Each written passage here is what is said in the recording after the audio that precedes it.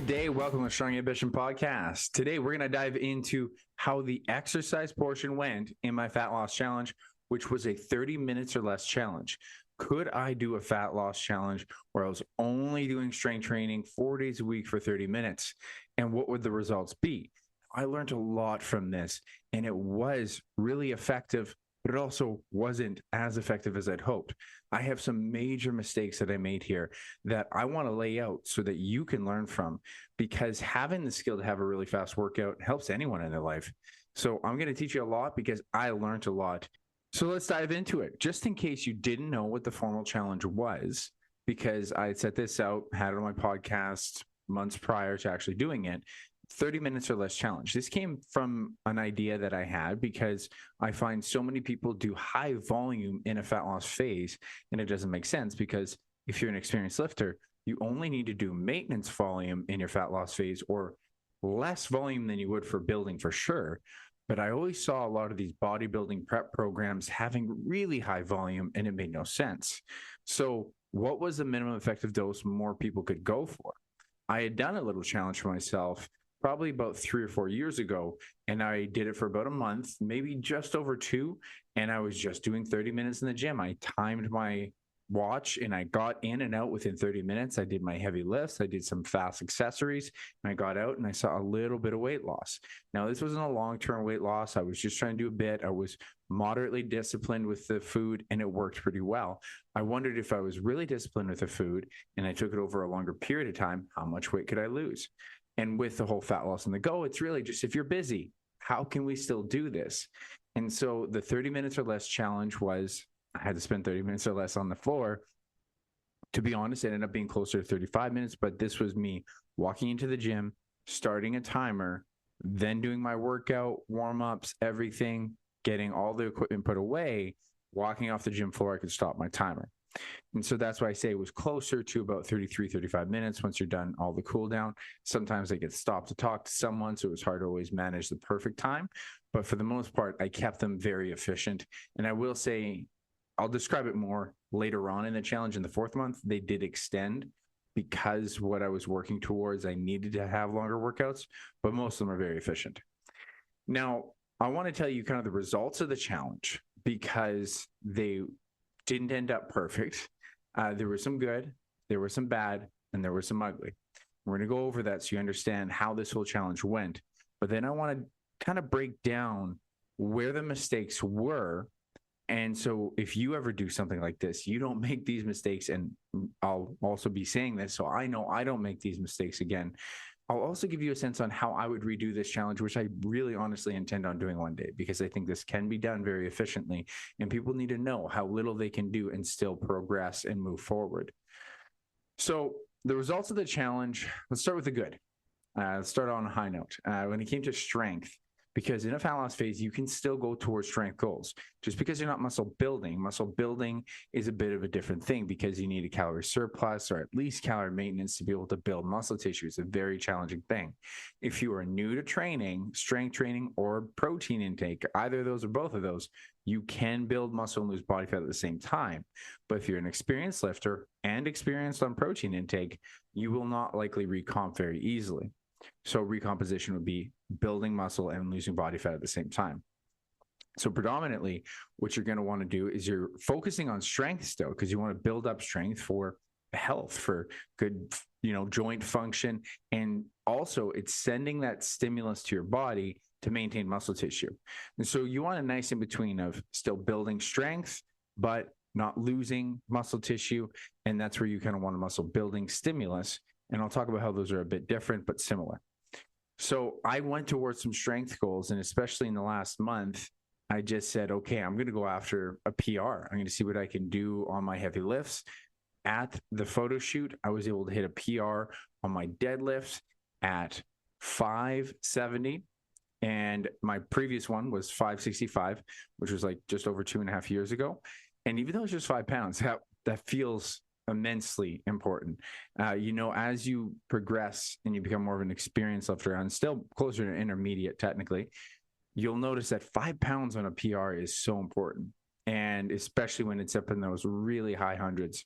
My bench press, actually went up another 5 pounds as well. It went from 335, which was years ago, and it went up to 340. The squat didn't go up, and I'll talk about how that was due to an injury, but it did go good as far as strength goes. Then the bad, well, there was an injury that actually resulted in my squat being weaker at the end of the challenge. And I'm still struggling with this, but I'm working around it. And the fat loss itself didn't go as well as I'd hoped, but that was partially nutritional. And I'll also talk about how it does overlap with what I might have been doing in strength training that didn't get me the results I want. And that goes into the ugly. The ugly result that I didn't expect quite so bad, but I knew there was a risk. So I lost more muscle than I did fat. Now, when you're in a fat loss phase and you're, again, intermediate to an experienced lifter, it is normal to lose some muscle. Ideally, you maintain 80% of it, if not more. And I haven't tracked as accurately. It's hard to really do it in the past until I started doing DEXA scans more recently. The last time I did a fat loss challenge for the bodybuilding show, now I lost around, I believe it was 54% fat and the rest was muscle. Now, prior to a competition like that, it's kind of expected because that last month is really severe calories, like very, very restricted. And you're trying to really push hard for like the last 6 weeks. So it was expected to lose muscle tissue at a higher rate. And then this time I was hoping, okay, if I do this steady, I didn't actually go aggressive in the deficit. I even had a lot more maintenance days, a lot more than I should have. Maybe I would actually still retain more muscle tissue. That was part of the goal. But remember, I lowered my volume to try to find that minimum effective dose. And it didn't work well because I might have had a strength stimulus, but it seems like it wasn't enough of a stimulus to maintain muscle. And I actually lost more muscle than fat. So I lost 51% muscle tissue, or sorry, I should say 51% lean mass. And I got to be specific to that because lean mass can be anything other than fat mass. It can be the water in your body, the water that's collecting with the muscle glycogen, the water that's with the food in your digestive tract. And there is a difference with the DEXA scan. It's not a perfect system. We can't directly say this is how much muscle you have unless you do chemical decomposition, like you have to do it to a corpse. So either way, that's not a good trend. And so what I have to evaluate is, okay, I didn't do enough volume. So that's the ugly. And this even goes into the body fat percentage, because in the event that I would have had more strength training with appropriate stimulus, like I know where a lot of these mistakes were. If I would have maintained more muscle tissue and still had that calorie deficit, I probably would have been at a leaner body fat percentage. So there was a mistake within the strength training as far as the low volume model that didn't work for me as a person. So that's kind of the rough of it and where the results ended up negatively. But I'm going to really, outline the idea. And then we're going to break down kind of how it progressed throughout the months roughly. And then I really want to talk about how these mistakes led to this and how it could be corrected. If you ever find yourself, you got to do efficient workouts, you can use this knowledge for yourself. Now, the whole idea was if I can do, my main power lifts, like deadlift, squat, bench. I was even making sure chin-ups are in there because I want to bring up that number. But if I could do those main ones, they should recruit so much more muscle tissue that it, less likely to atrophy. And so I would really hammer home, one or two, usually just one heavy lift. And this is kind of the 5-3-1 model I've gotten from when I worked at Focus Fitness with AJ, and it works good for strength. I think more for novice and intermediates, and I'll explain how it probably doesn't work for me long-term. I eventually changed into what you call power rest pause, which is like I would extend those sets. But basically, you do your heavy main lift, and you make sure you have at least one really intense set, maybe extend it a bit. And then I would, by that time, because I'm doing mobility with it, so I would do a light deadlift, do some hip movements, do another slightly heavier, and doing mobility every time I'm resting. But that whole thing takes 20 minutes itself, 15 to 20. So I only have 10 minutes to finish off. And I would just bang out one or two accessory exercises after, depending on how that flows, because upper body I found went a little bit quicker. And I don't want to go into every single exercise routine because it's probably not going to be as helpful to just list off all these things. But what I will tell you how I would change it, because even then, like listing it off isn't helpful because I change them a lot. But when I go through how I change it, that one might be just more useful, because this model didn't work for me very well in the end, right? So that's the rough idea. And I will also say it was 4 strength days a week, 2 lowers, 2 uppers. I would have, typically I do 2 days on, a day off, 2 days on, and then I would do a conditioning day and then a day off. And I like the conditioning day there. You don't need it. It's like heart health benefits. And I like staying, like feeling like an athlete. I like to keep my cardiovascular system healthy.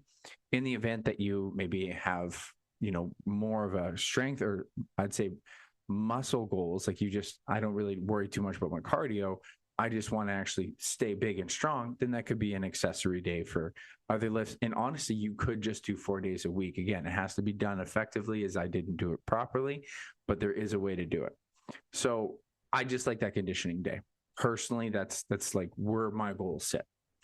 Then from there, I'll kind of talk about how it went. And it was month 1 actually went really good. It was nice to finally have more rest. Now, this was probably part of the negative, but it felt good. I went from doing not necessarily massive volume like I did during my building phase, but this one I was doing a lot of rest pause sets. There was some workouts that were longer. I was trying to keep them efficient, but I was pretty sore. I was pretty stiff getting down to every time I go to pet the dogs. I'm like, oh, okay, this is tight. And it's when you're doing a lot of volume, it's expected. Like you're expected to get some soreness. And so finally just loosening up. And the other major thing I was doing is, if you remember from the initial podcast, I was giving myself a bit of an opportunity here now to do more mobility. And I joined a program. It's from a guy on the Instagram, and it's called Beard the Best You Can Be, but he calls it Kin Stretch.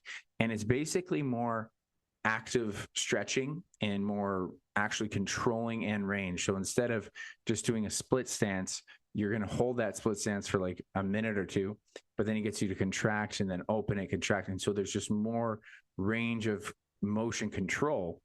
And that was a great thing to add in, because I was giving myself time for stuff I don't, which is the inherent weakness in a lot of what I do for myself. It's the stuff you have to be really patient for when it comes to mobility.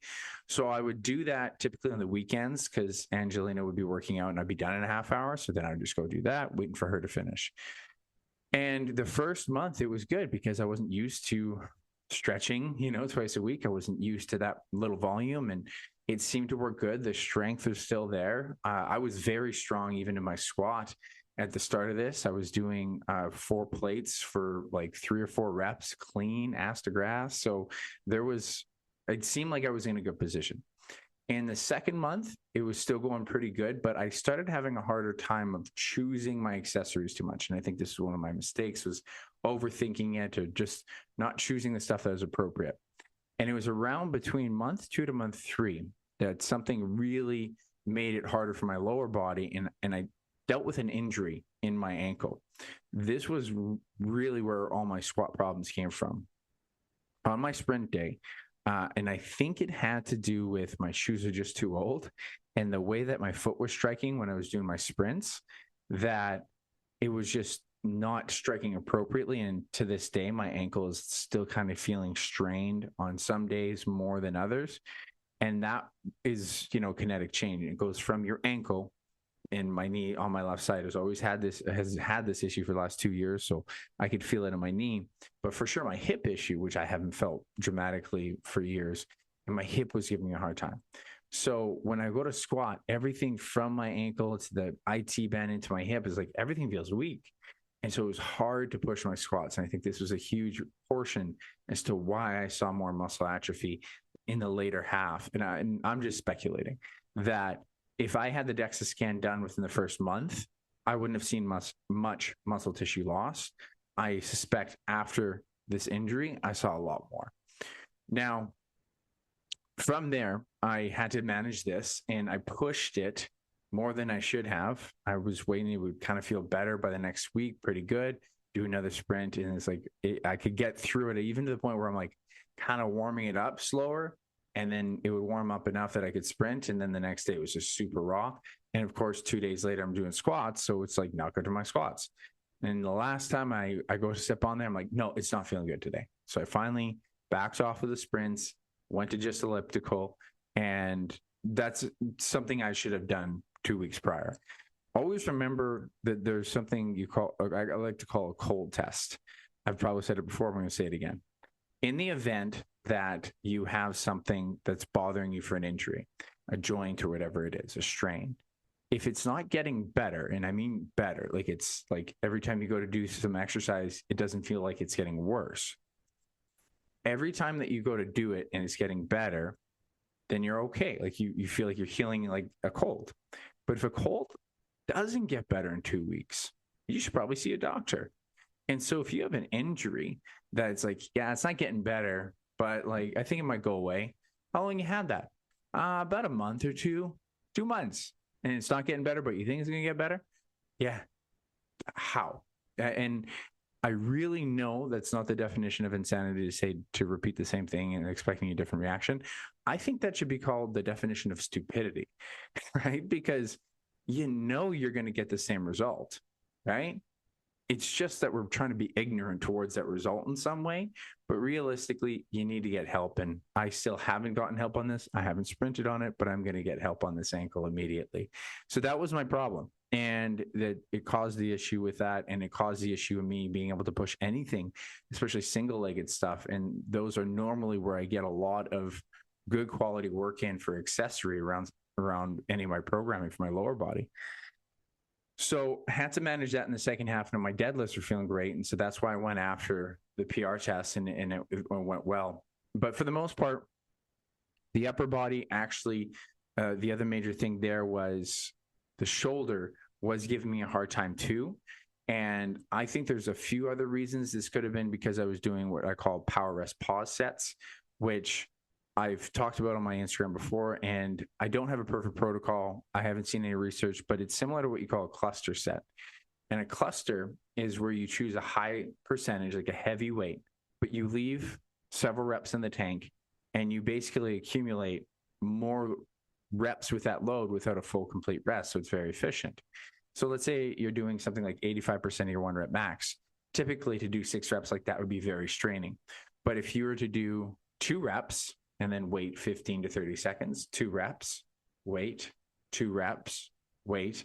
It's a really heavy load. You could get 6, maybe probably 8 reps, and you didn't need to rest a full 2 to 3 minutes, and you're getting the stimulus of having a heavy, heavy load in front of you. Meanwhile, you're even resting more, so you have more speed to that movement, and you need speed, enough speed when you're doing heavy power lifts, and you're just lowering your risk of injury. There's a lot of benefits to that.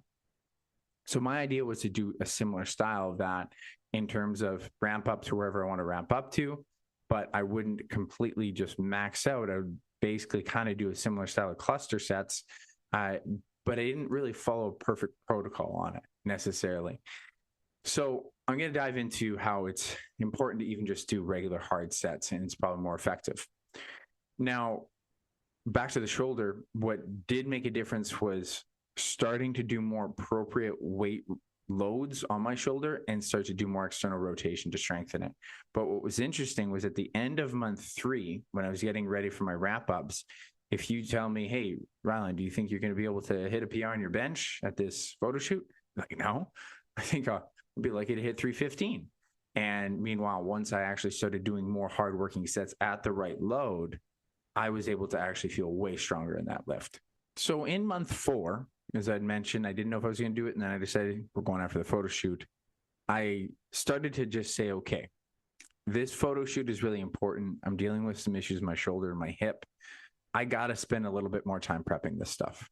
I'll also say I was even doing more stretching somewhere near month 2 to 3. Around that time, I actually was only initially doing twice a week, and I started to add in more and do more of the mobility program. And it kind of helped, but again, it just always plateaued. And I'll talk about how there's more to just stretching in order for it to really help what you need it to. But I'll kind of dive into this. One of the major mistakes I was making, in my opinion, was that I wasn't doing enough hard sets near failure in order to continue to grow my strength or give me a good hypertrophy stimulus. I was relying too much on just feeling like one good hard set was enough. And I was also feeling like maybe the rest pause was going to be enough. And there was a lot of other mistakes within there. But when I started to say, okay, this matters, I'm going to do at least 2 or 3, maybe 4 hard sets of the bench, squat, and dead, or whatever I'm doing that day. That's when the lifts actually started to feel a lot better because I started to get used to the heavy load enough and giving solid efforts. I still had reps in the tank. I wasn't going max effort, but I was around, I'd say an 8 out of 10 on an RPE scale, maybe 9 out of 10, but I would give myself 2 to 3 minutes. Now, this is not an efficient way to do lifting if you only have 30 minutes. And so I did give myself sometimes 40, even closer to the actual event. I was doing 60 minutes because I had to prep my hips on my lower body day. I had to prep my shoulder on my bench press day. And it was important that I took that time to reduce the risk of injury. This was only for about, I'd say 4 or 5 workouts, maybe 6. So half the month was still pretty fast workouts, and I still was trying to make them efficient and still timing them. But because I had just said, okay, at this point, I got to make sure these lifts feel good, I did take more time for it, and it made a difference because my deadlift was great. It is the best it's ever felt. My bench press was the best it's ever felt. So more hard sets is really important from a strength standpoint and from a muscle building standpoint as well, if you're going to do these kinds of lifts. So I want to kind of quickly go over mechanical tension to understand the difference between mechanical tension, the benefit for muscle building, and how that's different for strength. And we want specific stimuluses. They're similar, but they're different. So if I want a muscle building stimulus, which essentially you would want in the calorie deficit if you're going to try to not lose body fat, I want mechanical tension. Mechanical tension isn't just how much weight is on the muscle. Mechanical tension has been best described to me when you are trying to contract the muscle very fast, but because of the fatigue that you've accumulated from all the other reps you've done, you can no longer actually move it as fast. So if you imagine you have a set of 10, you're taking these sets where you go slow down. You always want to slow eccentric about 3 to 4 seconds. And then you're trying to contract it fast. It initially feels like you got good momentum. You can actually control it for, say, the first 6 reps. Then around that 6th rep or 7th rep, you're like, I'm trying to, but it's slowing down. Like if someone were to watch that and record it, it's notably slower. And then 8 is even slower. And 9 is really slow. And 10, you're barely moving it. Those last 3 reps, those are the ones that had mechanical tension. And I just got to apologize if I've explained this before on the podcast. I have to reiterate it because people still don't understand it, even people I've worked with for a long time. But that's the stuff. Those are what you call effective reps. Those are the ones that are giving you a muscle building stimulus. Now, for strength, you might not want that because that's when things go awry. That's when someone's bench pressing, their elbow will flare out. That's when someone's squatting, they might be slightly offline and risk the injury of the low back. Or the deadlift, if that's too slow, someone starts curving too much at their low back. And the other major thing is when you want strength, you actually want power. Power is force times velocity. It's a mathematical equation to get wattage. And so what people tend to forget is that real power needs speed. And so if you're barely moving that weight, and let's say it's you're going for your absolute max, you're barely moving that weight, you're actually not developing a lot of speed in there. And the odds of you being as technical are much lower. So when you want to develop strength, you actually want to be with more reps in reserve, have enough speed. So right around where I mentioned that rep 6 is where it was slowing down for someone. If you're just going for strength, you might want to stop the sets there. But if you're going for hypertrophy, that's where it matters most. So that's where there's a bit of a catch-22. So this is where it made it more difficult because I had powerlifting goals and I had muscle building or muscle maintenance goals as well. And you got to be careful as to what you're going to put or invest more time into. Because if you try to push really hard into that strength and you try to hit that hypertrophy stimulus, you could risk injury and you're probably not building your strength as well. But if you focus more on the strength and you leave reps in the tank, you might be slowly atrophying your muscle if you don't hit it hard enough. And this is where I wish I was doing more tracking of sets near failure per week. because it's a very simple metric to know if you're maintaining muscle tissue or if you're improving muscle tissue if you're trying to build it. It's a very simple way to look at it. What are the major movers? So you think of bench press, it would be triceps, front delt, and your chest. And this is why compound movements are very effective if you have very minimal time, because I'm actually having three things really stimulated well. And say I take that to failure. And this is, remember, we're going to talk muscle building at this point. So if I took it to failure, that's one set. And then if I did another set, that'd be 2 sets near failure. And I do another set, that's 3 sets. Ideally, for maintenance, you want at least 4 per week. And I would say for an experienced lifter, I probably want even more. And this is something that I did understand was a risk of doing this. If I'm an experienced to intermediate lifter, which I am, going to what would be novice to intermediate, very inexperienced amount of volume, that might not be enough for my stimulus. Now, I had seen research that suggested that you could do 4 sets near failure per week to manage it, to maintain it. But A, I'm not the average lifter, and B, that's for a very short duration study. If I'm over the course of 4 months in a deficit, that's probably not enough. And I probably would have been fine after the first month, but in the second and the third, that's where I might even want to bring up volume just a little bit to make sure that we're fighting that muscle atrophy stimulus. So it's a great thing for you to do is to track your sets near failure per week. And here's a little bit of another way I do it that I think does work, but I'm not saying it's perfect, and it's only moderately supported by research. And that is adding more rest pause sets. Now, as I mentioned, this is not good for strength, but it is good for muscle building, or remember the muscle building stimulus, right? So if I do, let's say, a safer movement like push-ups or, whatever would be good for you, dumbbell incline, but I wouldn't say dumbbell incline is as good because it's harder to set up. Something that's easy to set and reset. So we'll even say a chest press machine. And I go completely to failure, right? I can't move it or almost barely moving it and the speed's reduced. That rest pause set, you rest 10 to 20 seconds, and then I should only be able to get anywhere from 1 to 5 reps again. If you can hit 6 to 10, you're not pushing hard enough in that first set. So I should only be able to do a few of those really slow reps again. And that's a good thing because those are effective reps. Now, I've seen some coaches try to track the effective reps. I track sets of effective reps, and I call those muscle building sets, right? So I did my initial set. That's 1 muscle building set. Then I did a rest pause set. That's 2 muscle building sets. And if I do another one of those, then that's like 3 muscle building sets. And I've stimulated it 3 times, maybe even a 4th.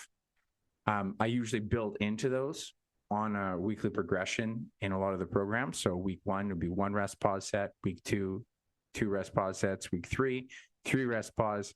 Typically, I leave it no more than 2 or 3 in a deficit. And it just becomes hard to track how many rest pause sets you're doing. But then if you do that later in the week as well, you're doubling how many working sets you would get in for muscle building stimulus. I didn't track this very well during my whole cut. I just did chest day, and I think I mildly did, but I should have really been Xing it. That's a muscle building set. That's a muscle building set, and tracking it for those muscle groups. And I didn't do that enough. And so even within my actual protocol now, I try to track when I'm doing muscle building because I want to get over 10. Over 10 working sets a week is what I'm going to need if I want to get a real muscle building stimulus. So for whatever muscle group I'm thinking of, it could be my arms, as I'm doing more arms these days. Okay, how many times did I do the bicep? How many times did I get my tricep, my delt? And you add that up. Okay, I'm getting over 10 per week. I'm in probably, provided I'm in a bit of a surplus to maintenance and calories, I'm probably getting a good muscle building stimulus. If you're under that, it's going to be really hard to build. So I really recommend you track your sets near failure per week. With that being said, I'll talk about how I learned that the rest pause is a very effective technique, but only for specific exercises and for muscle building, not for powerlifting. I'm better off just doing more working sets if I want to get good at a strength movement. And I'm better off doing the rest pause sets for very simple isolations. So I would try to do the power rest pause, which remember was trying to almost do cluster styles of the deadlift. And I would have been better off just doing, okay, I'm just going to do 3 hard sets of the deadlift. And then a quick accessory, but the accessory has to be simple. If I only have 30 minutes, especially, and it has to not leave me out of breath, and it has to be easy to set up, take down. But especially just, it has to be something that you can get that complete muscle failure feeling with minimal setup and minimal risk and doesn't leave you out of breath. So I was trying to do a single leg Bulgarian split squat, which seemed like a good idea. I did a squat pattern with a sumo deadlift, and I would try to do that single leg, but then I'm out of breath, and to do another set or another rest pause set and another rest pause sets, it's really hard to do single legged rest pause sets. I still do them in like a power or in a building phase, but if you have limited time, I don't love it. But if I can do a single leg press, or even I could just do leg extensions, well, that's great, because I didn't work my quads as much as I work my posterior chain when I do a deadlift. So just more simple movements when you're using that rest pause is way more effective. I still think that the power rest pause has something to it, but I have to do more research on it. And I think people are more effectively going to use their time if they just do more working sets with the powerlifting. Another major mistake I made from there was just too much variety. As I mentioned, I was not really sure what to do for my accessory. I'd be trying this, I'd try that. And at first it felt pretty good, but then I was just too many things for accessory. I just needed to keep it simple. And this was another mistake that kind of overlap was, isolation was kind of a waste of time if I have limited time. Compound movements are the movements that include many joints at once. So a push-up or a row will work my push-up, will work my chest, my front delts, my triceps. And so we actually have in your core at the same time. So that's a lot of moving parts at the same time, so that you're actually stimulating more things at once, rather than doing chest flies, tricep extensions, and then something for the front delt. I'm actually getting everything at once. And so pull-ups are great for the biceps and the lats. Again, the core stimulated. But I was trying to do too much accessory around like flies and curls and all that stuff, when if I just kept doing maybe a horizontal push-pull, a vertical push-pull, I'm going to hit and stimulate those muscles as long as I'm taking it near failure. And so that was preventing me from putting in more simple, hard-working sets towards each movement pattern. And so when you're trying to have a program with limited time, choose very simple compound movements. And you'll see when I talk about how I would redo this in the future, I would probably just do 2 exercises, maybe 4, depending on if it's lower or upper. But even if you just do a push with a pull and you just go back and forth and you own those 2 movements, and then you do a variation of a different, maybe vertical push, vertical pull later in the week, it will probably work very well, because you get more work on that specific muscle group and it's more of a stimulus. From there, another major mistake, and what led me to not recognize the importance of hard sets, was DOMS is not the indication that you need for enough work. Delayed onset muscle soreness is still a really decent proxy as to whether or not it's doing something, but it's not the best. It's far from the best. The best proxy to know whether or not you're doing something is your performance. And again, tracking how many working sets you're doing in a week. So in the event that you know that you're keeping a good minimum of working sets, and you're seeing, hey, this week I did this many reps and this much weight. The next week, I either did more weight or I did more reps. Maybe I did more sets, but there is a progression. That's progressive overload. There's somewhat of a stimulus that's going farther. And in the event that, let's say you're into week 3 or 4 and you're like, I actually couldn't do more, this is a sign that we need to taper. We need to take it down for a week, and you can recycle the intensities. But the soreness wasn't the reason why. It was the performance that told you that you weren't going far, or you're overreaching at that point. Now, I wouldn't be surprised if you felt, yeah, I've been pretty sore, and then you couldn't perform. But what about the days that you're like, oh man, I'm pretty sore, and then you perform and you hit a PR? Well, actually, the DOMS didn't tell you too much, right? Because you were still strong enough to keep going. Then the other thing is just whether or not it's enough of a muscle building stimulus, because you could do one really hard set and be sore the next day, but you only did one set. It's actually not enough volume, especially for muscle building, as to whether or not you're getting the stimulus that you need. So don't put too much stake into DOMS. I know I did. And I think that's where it was allowing me to feel like I could limit some of these exercise selections because it was like, oh yeah, I got sore from that. So that worked. And that wasn't enough. I needed to do more work and I didn't appreciate that. Next mistake is that stretching just isn't quite enough on its own. And even though it was active stretching, the program I was using had a lot of active range of control. And I'm not going to say that it didn't make a difference. It did, but not as much as I'd hoped. Now, I think there's a few different mistakes within this model that I used. I did spend a lot of time, more time than I have for mobility. I want to say almost ever, but I would for sure, like the stretching after instead of prior, maybe that could have opened up my hips better. But a part of what I was doing was I was trying to ensure that I could prove I don't need a perfectly long warm up in order to go after the lifts. And I will argue that I really don't.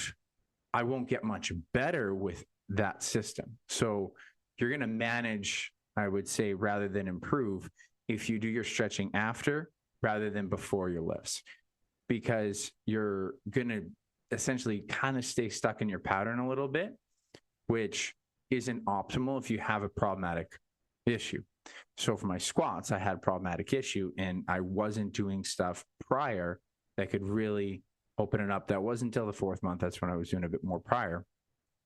But in the event you don't have any injuries, is essentially what I'm saying. Let's say you don't have any really known nagging injuries and you kind of do a mobility to lift system. You make sure everything feels like you are still opening up the joints that you need to and you feel good in your lift.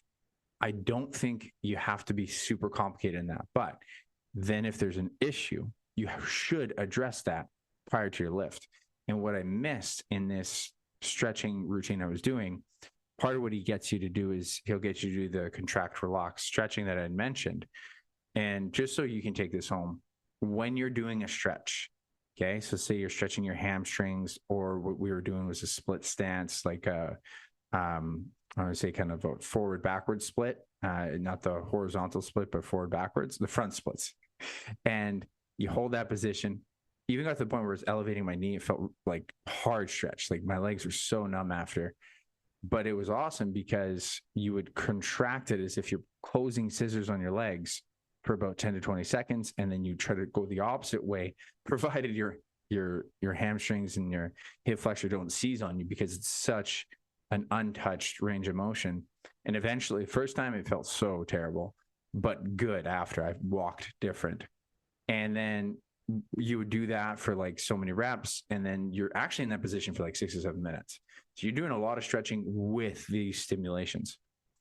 Now, what he gets you to do, and this is what I didn't do, now I have to call myself out on it, is he gets you to do things he calls activation. So you use that new end range. And so he get you to use your hamstring after you just stretch it, use your hip flexor after you just stretched it. And that's what I didn't do because I didn't have the time to fit it in. So in the event that you're trying to improve something, you're trying to improve some sort of hip instability or whatever, it's the model that you want to follow is loosen. And so a great way to loosen is not just stretching, but that is where foam rolling is effective. Foam roll the area around the area, then stretching, but actively stretch it. I do believe that passive stretching, do it for like 60 seconds and then start to contract, push against it, contract to actually use that far end range, then activate it by doing a movement that involves that muscle. And I've been obsessed with another Instagram account, and I look at some of his range of motion stuff. And one of my mentors, Rhyland, does his programs. And you see he does the stretching, but then they're doing actual exercises that force you to contract it. So when you're looking at your program, if you're trying to make this up on your own, it's not just stretching that you're missing. You're going to want that kind of order operations and try to use the muscle once it's been stretched in that new position, because it needs the stimulus to control it. One of the things that people don't realize that it's about the neuromuscular ability to control that end range. It's not just tightness. It's also just weakness at the end range. So the more that you can strengthen the end range and the body can feel comfortable, the more access you get to that part of your joint. So that was a mistake I made, and I do plan, and I already have improved. That's why my shoulder's doing better. My ankle, I just have to see someone, because this is just, and to be fair, that was the other reason why I didn't really change too much my routine. I changed it to work on the front splits because I was trying to get my hips feel better. But none of the protocols fit the mold for my issue with my ankle. And this will go into one of my last mistakes, was just like coaching helps direct, right? So I need to find a coach soon. But we're going to talk about the coaching aspect later. And that's why some of these online programs was just here's a library, do whatever. It's like, you don't really know exactly what to do. And so this is where coaching can guide it. And that was a part of the missing link was, no, this is what you need to do for that hip. This is what you need to do for that ankle. And you got to spend the time doing it. I was just what fit my time schedule, right? He has all these different, and I think it's a good program if you know what to do. And I didn't know exactly what to do. I just had an idea of what to work on. And I got to reiterate a lesson from there. And I'm saying reiterate because it's not a new lesson. It's nothing new. But as I just mentioned, I didn't follow the protocol of making sure everything felt good going into the lifts. But that injury, rehab, prehab stuff that takes time is just worth the time. As soon as I started to do that before my squat, I did get a better squat and it felt better. As soon as I was doing that prior to my shoulder, it did feel better in those lifts. Before I was doing my sumo, I didn't need it as much of my sumo. It felt like the sumo actually always kind of opened me up naturally, but near the end when it was still really bothering me, it made such a difference. And it's worth the time. Now, if time is limited, then you have to decide what you got to go after. And would I have, been smarter and took a step back? Okay, what do I need to do? Well, take a day away from something, do more rehab, do more of the prehab stuff, and actually spend time on the problematic area. I could have reversed the order and done stretching prior, gone into the lift that took me 30 minutes. I wanted to go the whole 4 months with this protocol. And I'll say that, or reiterate this because I said it earlier. In the event you don't have an injury, I don't think you need to worry about the big, long prehab warm-ups. But a lot of us have these little things, right? So it's worth it if you have a problematic area. But that doesn't mean it's a 45-minute prep. It should probably take you, I'm going to say 15 to 20, and then you can target, the muscle or the real stuff that you're going to get most of your benefit from. But it is inherently worth it because even if you're busy and all that stuff, remember, your strength is to keep you healthy in your joints. And if your joints aren't healthy and you're trying to do strength training, it's not even a healthy practice because you're just aggravating an injury, right? So take the time that you need to use the cold test. If it's more than 2 weeks and it hasn't gotten better, make sure you're getting some better protocols. And I'll just say, I'm an alcoholic doctor on that, right? By that, I mean, I might say these things and not always do these things, but I am going for help with my ankle. So I am actually going to practice what I preach very shortly. The other major thing was a lesson / an experience of how nice it is to not have exercise take up so much of your life when I'm used to it. And I do own my own business. I have a lot of things I can do. So I had more time on my hands and that felt really nice. I didn't have to cut an hour and a half out. I could cut an hour out, less than that some days. When I wasn't adding in the extra stretching and it was just 30-minute workouts, I would be, showered and changed within 45 minutes. Man, that felt good. And the reason I want to reiterate this and just to highlight it for you is because in the event that you're busy, these workouts can work. And I know I'm really outlining all the mistakes, but they can work. And there's a way that you can make a 30-minute workout fit your lifestyle, even if you only do those maybe when you're busier, right? And that's exactly where my protocol is kind of going these days is when I'm busier during the week, I'm going to spend less time worrying about it. And then during the weekend, when I have more time, this is just selective to me, but maybe think about it for your own program. Maybe some days it's just going to be a 30-minute. And I do that consistently. I do the most effective exercises I can. And then I go about my busy day. Then when I have more time, I'll actually do an hour-long workout. It's better for muscle building to spend a bit more time. So I'll spend more time on this day and this day. But the 30 minutes are still really effective. And they're really nice to see how much you can get stimulated and how much time you can get back into your life. So I just had to highlight that as a note because I hadn't done it in years. I've been spending a lot more time in the gym, especially 2 years ago when I was doing the whole bodybuilding prep. But in the last year, I've been trying to cut it down progressively and to cut it right down to 30 minutes. felt really nice. It really did. And so there is a way that this can fit your life. There's a way that this can work towards your goals. It just has to be done intelligently so that you're making sure you're using the right exercises. Very time efficient matter. It makes the workouts really intense because you don't take too many breaks during it. The next thing is just to highlight the value of coaching. And I would say that in this challenge, would I have been better off with a coach? I can't say I wouldn't. Was it super important? Because in this event, I do have the skills that I can evaluate some of this, but it probably would have cleaned up a lot of it because I had a lot of hesitation when I started to try to change my exercises too much. And when I started having injuries, and I'll say more specifically, whether it's coaching or therapy, to have direction on something you don't know is always worth it.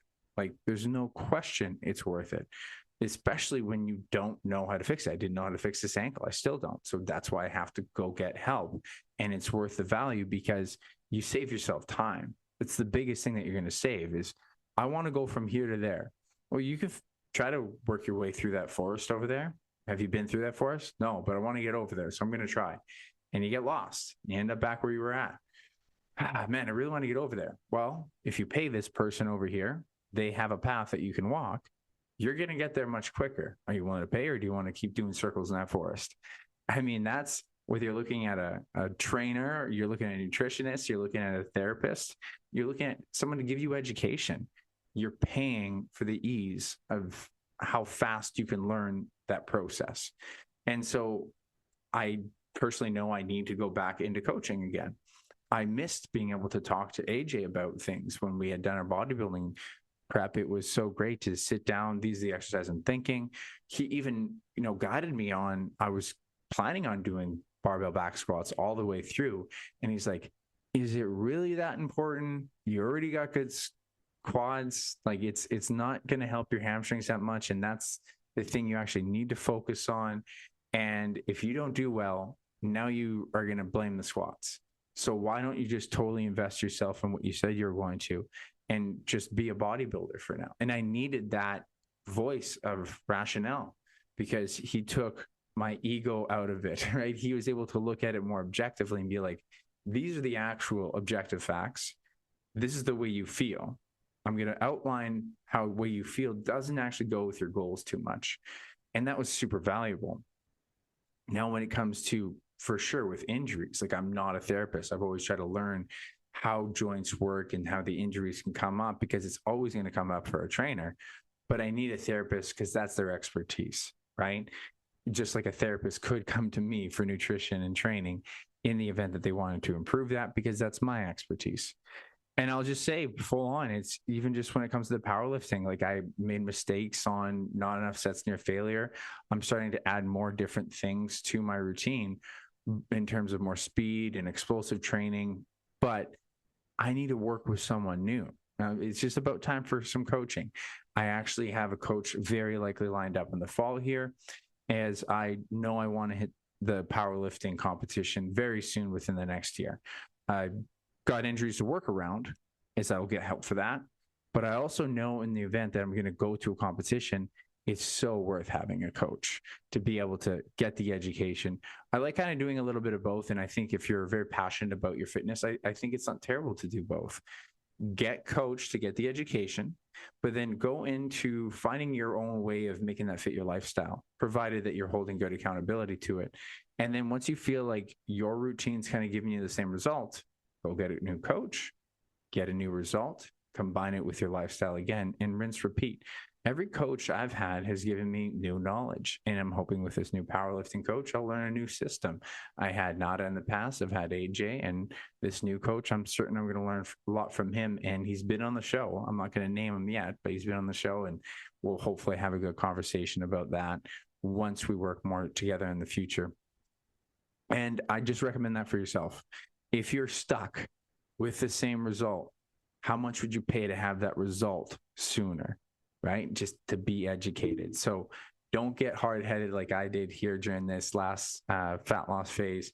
Don't be afraid to get help and support so you can get your result that much quicker. So I want to tell you how I'd redo the challenge, because this could be a system that you could use one day for yourself, or if you need to right now. And I'm going to kind of break it down if you have just, I need to be healthy goals, to I have powerlifting goals, because there is a way you could kind of do both. I'll say if you're just trying to be healthy, it's way easier. So the number one mistake I'd made was complexity of too many variations and not enough sets near failure. So in the event that you just need to stay healthy, you just want to maintain or improve muscle tissue, you just need fewer exercises taken near failure per week. And in the event you want to use something like a rest pause technique, which you absolutely can, just make sure it's an appropriate thing that you can do safely, and that you're not like out of breath when you do it. And that's one of the mistakes I'd make is, trying to do a Bulgarian split squat after I've done sumo deadlifts. It was hard to really get that stimulus I wanted. So I'll give you an example is like, if you have gym access, you're going to the gym, go do hack squats. It's easy to build up. The machine usually, you can build up the weight. Some of them even have, weights that you just got to put the pin into, which is super efficient. And safe because it's also a stable movement, a stable object, right? You don't have to have a barbell on your back. You got just the machine. And then you can push that and you have like a safety thing that you can just lock in place. So you can ramp up heavy. I would do at least 2 to 3 working sets. Working sets means that you're taking it near almost complete max, still good form, rest 2 minutes. During that rest, do some mobility, catch your breath, walk around, don't sit around, don't look at your phone, go back, do another one, track those reps each week. You start lighter weight, higher reps. Each week you try to progress. Do that for 4 weeks and then repeat that cycle. And I would say something like the hack squat, you could do some rest pause on your last set if you wanted to. Or you could do the rest pause for the accessory, because the squats are more quad dominant. Go do a hamstring and do that right into rest pause, because you're already ramped up, you're already warm. So you could do a max set, rest, do a rest pause set for 10. You rest 10 to 20 seconds, do a rest pause set, do a rest pause set. So do 2 to 3 rest pause sets. And you already fried your quads there. That's 3 working sets. You fried your hamstrings. That's 3 working sets. Technically, I'd consider the rest pause. It's a working, like a muscle building set, right? It's not a strength, but it's a muscle building set. So it's already pretty good, right? You're 3 of each. And if you could do 4 of each, is even better, but you can save that for week 2 or 3. Then on the other day, you want to maybe go on more of a hip hinge. So maybe you do something that's like a hip lift, or you could even just do barbell or dumbbell RDLs, and you do hamstrings and glutes. So you're focused on that. You ramp it up. You take that near failure, do 3 hard working sets. And remember, that's going to be hamstrings and glutes. You've now hit the hamstrings and glutes, or first of the hamstrings, 3 sets near failure. And when you're doing your hack squat, you're going to hit your glutes. So you've already hit those. Now 6 times near failure for the week. Then an accessory on your the hip hinge there, that day, that second day, just go do leg extensions and do them in like kind of how you did the other ones. Do a hard set and go right into the rest pause sequence. And again, you can accumulate more of those working sets. And that's just an example. The other way that you could do it too is if you did single-legged, do just that exercise, and it's just way more effective and do more working sets rather than rest pause. They're going to leave you out of breath. There's a lot of instability. There's more instability in them. They're very taxing. They're super healthy to do. Like a Bulgarian split squat is one of the best exercises in my opinion. Walking lunges, barbell reverse lunges, barbell Bulgarian split squats, super effective, but they're going to leave you out of breath. And rest pause gets really tricky with it. So I would recommend that you just treat that like your main exercise, and then you take good rest, even from right to left. Like don't go from you burn out your left, go rack the weights, put it down, catch your breath, do the other side. So you give an equal mental effort on either of them. At most, I would do single leg hip lift, like some glute thrusts, if you really wanted to add more accessory, if you had time. But that's all you really have to do. Now, if you had, and I'll just mention too, if you have gym access and you're trying to do upper, and this is going to be for both, just do a push and a pull. Like do maybe a horizontal push-pull one day, and then I would do a slight incline push-pull the other day. So example would be like a chest press machine with just a seated row, and then I would do maybe an incline press machine, and then I would do, a lat pull down. The only thing there is I'd maybe add a dumbbell fly, because you'd want to get more of your traps. A lot of people are missing some of the upper back strength that they want, or musculature for posture. And just do those. Like, don't do like 6 to 7 exercises like I did. Just own those, more working sets. And in the event that that exercise is safe to do, rest, pause. For like a chest press machine, you just unlock it, you rest 10 to 20 seconds, do another set where you can get like 3 or 4 reps, do another set, and you can just accumulate a lot. Now, let's say you have powerlifting goals. I'm going to go back to if there's powerlifting ideas that you want to have, or maybe you just happen to only have a barbell at home, right? And I have some clients like that. Just do more working sets of the power lifts. And I still think if that one set, the last set of all those working sets is taken fairly close to failure, but the other ones you leave a little bit more in reserve, might be better for musculature, for hypertrophy, and then still building strength. But just working sets was what I missed, and not trying to do the power rest pause stuff.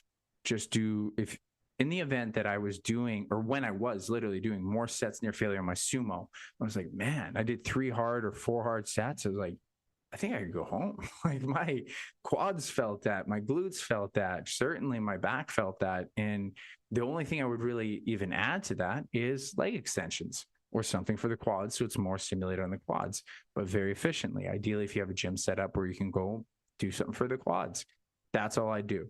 I was making the mistake of going into more single leg stuff all the time. And then on the squat day, I would just do squats. At most, maybe finish with RDLs if you have a bit of time, but do 3 or 4 hard sets near failure on your squats. And it will actually stimulate so much that I don't think you have to worry about all the accessory as much. So if I were to redo it, if you ever end up in that sequence, just own the movements that are going to be the best compound movements for you. The pushes and the pulls, like the big range of motion.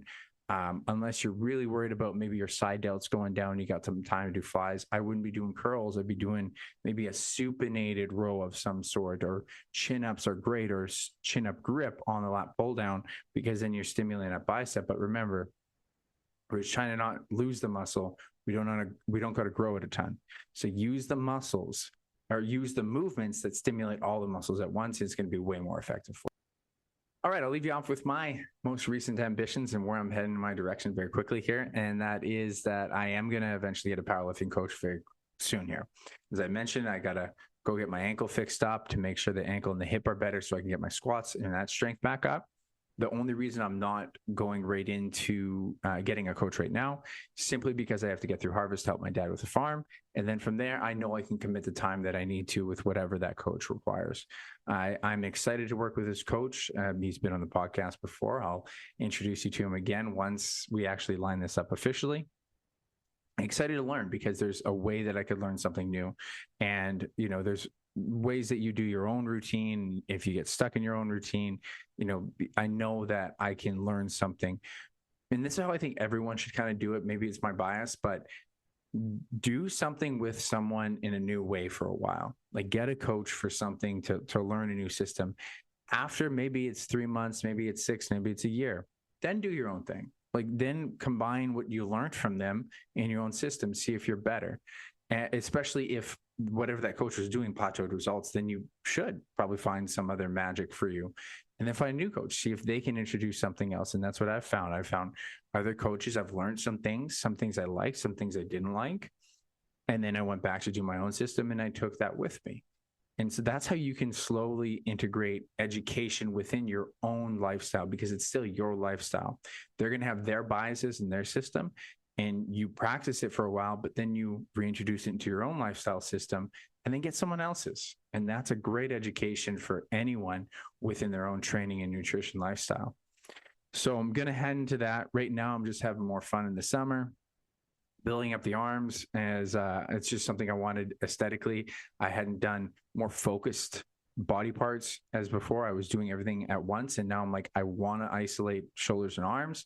And in the event you ever want to bring up a muscle group, just spend more time doing that throughout the week. So now I'm doing chest and back just twice, but I'll have shoulders and arms 3 days a week. So I do shoulders, arms, lower body, chest, back with the shoulders and arms, rest, lower body, chest back with the shoulders and arms, rest and repeat. So that's a lot of stimulus. And here's the thing is that's not going to happen in 1 month. It's going to be like 3 to 4 months of that. So I'm going to be continuously trying to build that up for a long period of time. The good news too is my shoulder's better. My ankle's an issue, but my shoulder's better. And I'll tell you another little tip on injury prevention is have a high frequency of when you're trying to improve that issue. And so I just added more external rotation strength in a specific range of motion. You might be able to see it on my Instagram as external rotation in a kneeling position. I swear it's been a huge game changer. I'm not saying it's all fixed, but my shoulder hasn't felt consistently this good for a while. So I'll make sure that you had some of that within your own routine. And then just as far as nutritionally, I'm trying to maintain weight a little bit more with a slow build. And you can try this out. It's basically ebbs and flow model. You're trying to distribute your calories. Now, I could do maintenance every day, but I know during the weekends in the summer, you end up treating yourself a little bit more. So having slight deficit for about 4 days and then bringing it up a little bit because you're going to be in slight surplus if you're in social occasions. So typically it'd be like 22 to 2300 calories for 4 days a week. Over the weekend, closer to about 27 to 3000. And that's been a pretty good model. Now, the thing you got to be careful here is do not massively overcompensate during the week. You have to keep it to a slight deficit. If I go to my more aggressive one in a real fat loss phase, closer to 2000 calories, then I'm going to be really hungry on that Friday and that Saturday and be not just splurging, I'll be binging. So this is a great model. I have a few clients that do it. The other thing that I think is an advantage not everyone can do is I do strength train on the weekend when I'm in a surplus. I do think that's a really good system. Not everyone can do that. Not everyone has that time, but I would recommend it if you can. So that's the system. And then hopefully when I'm in the fall, working with a powerlifting coach, I'll take the build more seriously and I'll have more maintenance calories on the weekend and maintenance throughout. And then eventually I'll be getting into a build because my major goal is to not have to do a mini cut for a very long time. Ideally, at most in the spring. I'm actually literally not allowing myself to do a mini cut. Mini cuts would be a time where maybe you put on too much body fat in the fall or in the winter. You want to do a month of cutting. I'm not allowed to because it will hold back my build. So I have to be okay with any body fat I put on, but I'm just going to make sure I hold myself accountable so I don't put on a lot of body fat in the process. So that's the big time goal for the near future. And I'll give you more details once I line up the coach, once we're into the new system here. So that's the update from me. That's where I've been going with my fitness as far as you heard my nutrition last week. You heard it this week with the training and where I'm going with that. Learned a lot of lessons. I hope you learned a lot of lessons. If you know anyone that needs to figure out some busy fitness ideas and tips, please share this with them, as that's what my goal is, to help people, because I do think that we make a mountain out of a molehill when it comes to training, and you're busy. You don't need to do as much as you think. And there's ways that we can do this. And so if you know anyone, please share this with them. And the other thing that would be huge for me is if you can leave a 5-star review or a review of the podcast, as I want to reach more people. And the best way for this to grow is to be shared and for people to review it with some positive feedback. So I just also want to say thank you. Thank you as a listener, because I appreciate you spending this kind of time with me, listening to me rant about whatever I'm doing. But I'm here to help you go after your own ambition, after you find whatever your own pursuit is, because you and I both know it is not about the pursuit of happiness, but rather for the happiness within your pursuit. I'll catch you next time.